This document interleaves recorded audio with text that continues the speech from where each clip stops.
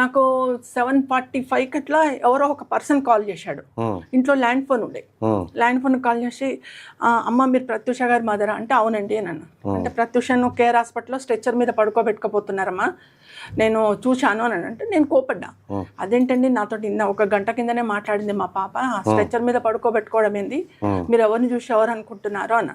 లేదమ్మా నేను చూసిన ఆర్టిస్ట్ సినీ హీరోయిన్ ప్రత్యూషనే స్ట్రెచ్చర్ మీద పడుకోబెట్టుకుంటూ నాకు తెలుసు ప్రత్యూష, మీరు ఒకసారి ఎంక్వైరీ చేసుకోండి అమ్మా ఎందుకైనా మంచిదని చెప్పి ఆయన ఫోన్ పెట్టేసి ఆయన పెట్టేసిన ఒక 15-20 మినిట్స్కు నాకు హాస్పిటల్ నుంచి కాల్ వచ్చింది. 8 o'clock 8:05 ఆ మధ్యలో వచ్చేసి ఇట్లా ప్రత్యూష హాస్పిటల్ అడ్మిట్ అయింది, మీరు రావాలంటే. అదేంటండి ఏమైంది, పాప బ్యూటీ పార్లర్కి వెళ్ళింది కదా నాతో మాట్లాడింది, ఏమైందంటే లేదు మేడం మీరు అర్జెంట్గా వచ్చేసేయండి వివరాలు ఇక్కడ చెప్తారు మీకు హాస్పిటల్లో అన్నారు.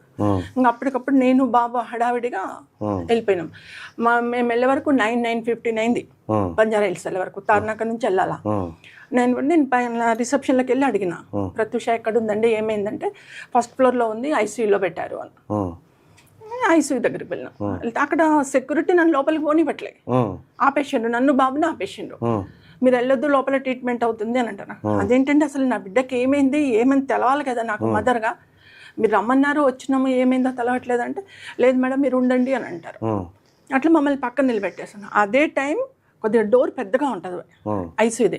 అదే time Siddhartha Reddy friends relatives అందరు లోపలికి పోతున్నారు వస్తున్నారు, వాళ్ళని మాత్రం అలౌ చేస్తున్నారు, నన్ను బాబుని అలౌ చేయలే, పక్కన నిలబెట్టేసాను. ఆఫ్టర్ ఒక 2 hours 10:30, 11 అట్లా అప్పుడు డాక్టర్ గారు వచ్చేసి రండమ్మా ఆ పాపని చూడండి అన్నారు. ఆఫ్టర్ 2 hours నేను లోపలికి వెళ్ళినా.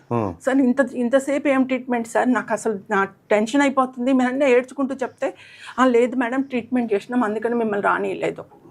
లోపలికి వెళ్తే సార్ అంత దూరం నిలబెట్టారు. పాప స్ట్రెచ్చర్ ఈడ ఉంటే బెడ్ ఈడ ఉంటే నన్ను ఒక 20 అడుగుల దూరంలో నిలబెట్టారు. దగ్గరకు పోవద్దంటారు.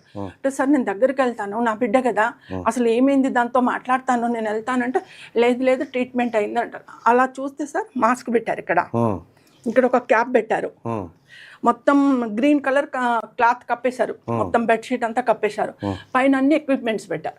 ప్రత్యూష కళ్ళు మూసుకొని ఉంది.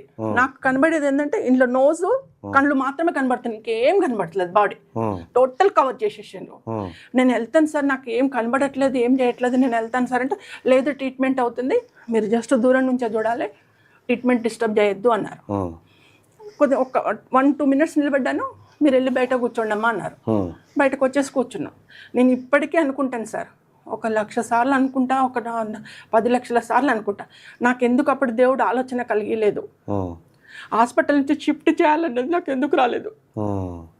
షిఫ్ట్ చేసి ఉంటే నా బిడ్డ బతికేది, నాకు అప్పుడు ఆలోచన రాలేదు సార్. తర్వాత అందరు అన్నారు నువ్వు హాస్పిటల్ ఎందుకు పెట్టావు, షిఫ్ట్ చేసుకుంటే అయిపోయేది కదా అని.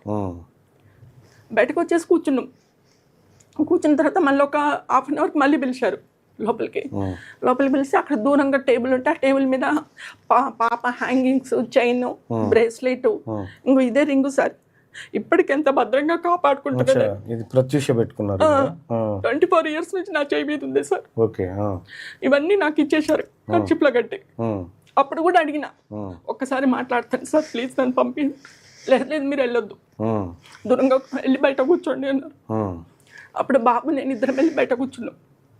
ఇంకా అదే లాస్ట్ సార్ నేను చూడడం పాపని. ఇంకా మళ్ళీ నన్ను లోపలికి పంపించలే వాళ్ళు. అటు పక్కన ఒక రూమ్ ఉంది, అందులో సిద్ధార్థ రెడ్డి పడుకొని ఉన్నాడు, వాళ్ళ మదరు వాళ్ళ ఫాదరు అందరు లోపల ఉన్నారు, సిద్ధార్థ రెడ్డి ఉన్నాడు, ఫ్రెండ్స్ అందరు పోతున్నారు, రిలేటివ్స్ అందరు పోతున్నారు. మమ్మల్ని మాత్రం బయటకు నెట్టేసిండ్రు, మీరు వెళ్ళి బయట కూర్చోండి అన్నారు.